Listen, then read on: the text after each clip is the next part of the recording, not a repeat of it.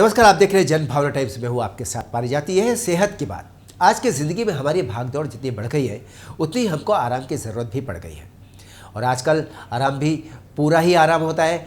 अगर गर्मी के दिन हो और हम आराम करने बैठे तो हमारे कक्ष में एसी तो चलना पक्की बात है।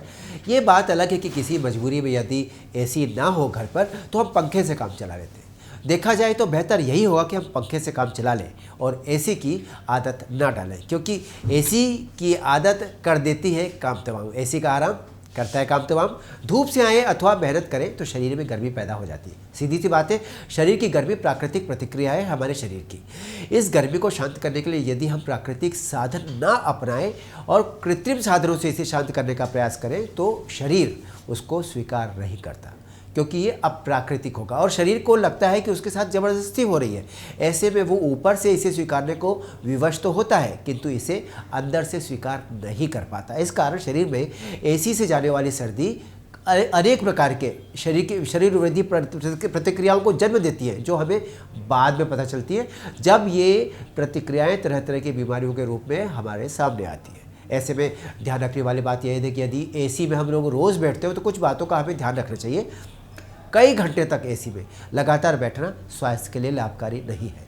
जहां एसी की हवा से हमको ठंडक मिलती है वहीं हमको इसके बहुत सारे नुकसान भी झेलने पड़ते हैं। इससे पहले तो आप ये समझ लीजिए कि एयर कंडीशन के इस्तेमाल से मोटापा बढ़ता है। इसका कारण यह है कि ठंडी जगह पर हमारे शरीर की ऊर्जा को खर्च होने का अवसर नहीं मिलता और इसके कारण शरीर की चर्बी स्वाभाविक रूप से बढ़ जाती है।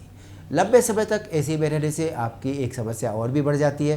धीरे धीरे आपको थकान महसूस होने लगती है। यदि आप इसके अलावा एसी का तापमान और कम कर देते हैं या कम रखते हैं तो धीरे धीरे आपको सिर दर्द और चिड़चिड़ाहट भी महसूस हो सकती है।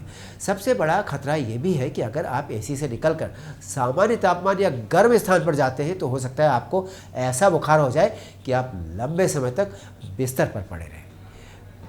ये एक तथ्य है जो आमतौर पर लोग नहीं जानते कि एयर कंडीशन का तापमान बहुत कम होने पर मस्तिष्क की कोशिकाएं सिकुड़ने लगती।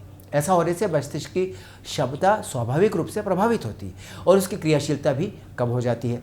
इतना ही नहीं, इसके बाद आप लगातार चक्कर आने की समस्या से भी पीड़ित हो सकते हैं। एसी का नुकसान आपकी त्वचा पर भी नजर आता है। ये आपकी त्वचा की प्राकृतिक नमी को सोख लेता है। इसके कारण हमें त्वचा में रूखापन महसूस होने लगता है। अगर हम रोज़ लगातार एसी के कम तापमान में बैठे रहते हैं तो हमारे घुटनों में भी समस्या पैदा हो जाती है। इतना ही नहीं, हमारे शरीर के सभी जोड़ों में दर्द शुरू हो जाता है जो धीरे धीरे सामने आता है और फिर धीरे धीरे जोड़ों में अकड़न भी पैदा होने लगती है। इससे हमारे शरीर के विभिन्न अंगों की कार्यक्षमता धीरे धीरे कम होने लगती है। इसलिए कुल मिलाकर अगर हम कहें तो हम ये कह सकते हैं कि बीमार होकर डॉक्टर्स की दवाइयों पर खुद को निर्भर करने से बेहतर है कि हम ऐसी स्थिति को आने ही न दें। इसलिए या तो एसी में आप बैठना बंद कर दें या फिर ज़्यादा लंबे समय तक एसी में ना बैठें। याद रखिए, प्राकृतिक जीवन ही वास्तविक जीवन है। नमस्कार, देखते रहिए जन भावना टाइम्स।